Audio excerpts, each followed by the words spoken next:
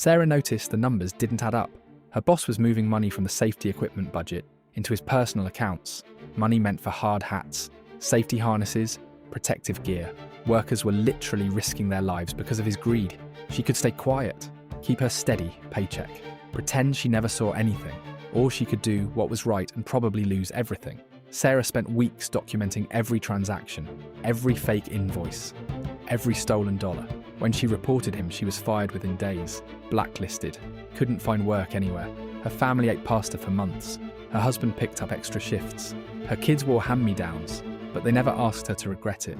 Then the story broke nationally. Millions in stolen funds, workers who could have died. A competitor called the next morning.